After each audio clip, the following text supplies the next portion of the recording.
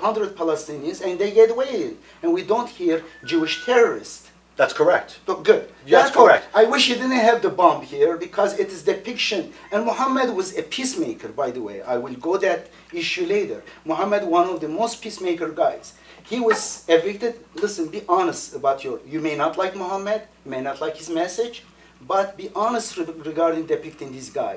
This guy... He raped a 9-year-old. No, this is a big lie, stories made up. He didn't rape a 9-year-old? Okay, then he split the moon, half the moon fell in Ali's backyard. This is in the same books. Or, this is in the same book. Then if you believe this story, you should believe that story. This is fabricated 200 years later. Listen, if a story made up by many people fighting about you and stuff, and contradictory story, 200 years, I heard from this, and David said this. Do you think there won't be hearsay? Are you saying he didn't have sex with Aisha? Absolutely. Aisha's age was not 9. This is a big, and in the, for example, we have a book, Critical Thinkers for Islamic Reform. There is a scholarly article looking at those books that narrates Muhammad married 9 years old. It is a big blasphemy, insult to Muhammad. Muhammad was a role model person, but Muslims have resources made it 200 years after Muhammad. They made up stories, fabricated. Everyone competed with each other to narrate something about Muhammad. Then how do you know what's true? I know what's true because when I look at all the contradictions, therefore I don't trust it. Why I trust it? But I look at the Quran. Quran has different story. Now, what I'm answer saying, my question. Okay. Why do you trust what you trust if all of it is contradictory? Beautiful, beautiful. How do you justify? Okay. I believe this to be true. Okay. I don't believe this to be true because I don't like it. I reject all those books. You're right, absolutely. I reject all those story books. In fact, Islamic Reform movement all around the world now gaining great attention, especially educated people, university students. I have been in conferences. Recent conference was in Oxford University. It was less than a year ago. From all around the world, young people, leaders, and academicians came. We talk about these issues. We have, for example, Quran and Reformist Translation. This is also opening people's mind. We look at the Quran. Quran is fundamentally different than the teachings of Sunnis and Shiites, which is based on liturgy, 200, 300 years later fabricated. It is mishmash, it's full of contradictions. In one way, they idolize Muhammad next to God. It is kind of even in a story of Miraj, he goes up to the 6th heaven, 7th heaven, discusses, argues the number of prayers with God. He's more merciful than God. But he's stupid, cannot understand 50 prayers cannot be done in one day, 50 times of prayer.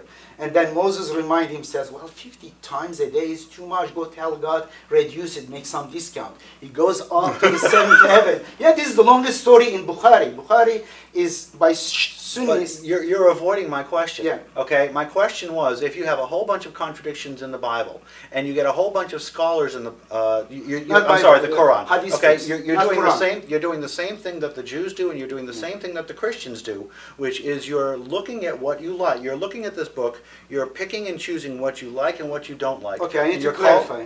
You're right. I need to clarify. That means it was not clear. Now, Muhammad received the Quran. He's claimed. He says Quran. During his time, there was only Quran written. And for centuries, there was no other than the Quran. But later, 200 years later, there are many factions even killing each other. And then even they started fabricating hadith. They call it hadith, misnarration. I heard from my father from uncle, from grandma and this and that, heard from Prophet Muhammad said this. For example, in Bukhari, you see advertisement for a certain brand name date, ajwa date. It is cure for everything. Or a hadith that put women in the level of animals in front of the prayer. If a donkey, dog, and woman passes, your prayer is nullified. Or the most of the heaven is hell, is occupied by women. This kind of hadith. Or killing people or torturing people. Muhammad, in one way, is the most merciful person. Some hadiths you see. In the same book, you see Muhammad is arresting some people, suspects who supposedly kill his shepherd. Yep. He chops their arms and legs and live in the desert, gouges their eyes with hot nails, yes, and then leave them thirsty, dying. And this is also hadith they believe. And Muslims, when they ignore the Quran, when they follow the Quran during the time of Prophet Muhammad, they became #1 in civilization in sciences, leading sciences. This is not just coincidence. These were tribesmen, misogynistic slave owners, superstitious, polytheists, and all kind of negative things about this, fighting with each other. And with the message of Muhammad, these people, tribes, became hungry for knowledge. They translated all the Greek philosophy. They contributed to cosmology, to astronomy, to medicine. For example, Ibn Sina's book, Shifa, for 500 years it was in Western universities as the only textbook, #1 textbook. Or Ibn Haysam or Ibn Abul Iz, he was the automation guy, he made automation. Mm-hmm. And or algebra is basically invented by Muslims. Basically, they invented by Muslims does not imply that Islam caused these inventions. Islam, because the Quran, listen carefully. I'm not just a straw man Muslim that you can punch easily, okay? I'm not one of those that you can say, because the Quran is a very scientific book. The Quran repeatedly say, do not follow anything blindly. Let me just read you one verse. 36, chapter 17, verse 36. وَلَا تَقْفُ مَا لَيْسَ لَكَ بِهِ عِلْمٌ. I know a little bit Arabic, let me show off. Okay, go for it. Do not follow anything blindly. وَلَا تَقْفُ مَا لَيْسَ لَكَ بِهِ عِلْمٌ. That you don't have knowledge about it, do not follow. إِنَّ السَّمْعَ وَالْبَصَرَ وَالْفُؤَادَ كُلُّ إِلَيْكَ كَانَ عَنْهُ مَسْئُولًا. Your eyes, your ears, and your mind is responsible whatever you're following. Throughout the Quran, reason is promoted. Bring your evidence. There are so many arguments in the Quran. Bring your evidence, bring your evidence. Mm-hmm. And here is our evidence. The Quran, perhaps, among all the religious books, it is a book that quotes opponents the most. 332 verses quote the disbelievers, the deniers of the Quran. Quotes how they criticize Muhammad or the Quran. Qalu, they said. And there are 332 qul, say, as a kind of response, exactly equal number of times. Therefore, it is a very scientific book. And I am claiming, and I am arguing that the information in the Quran about various sciences, about the creation of the universe, about embryology, about some physical issues, some sciences involving many aspects of sciences, not a single error you find. And for example, the information about Big Bang, this in chapter Rum, or Anbiya 21:30.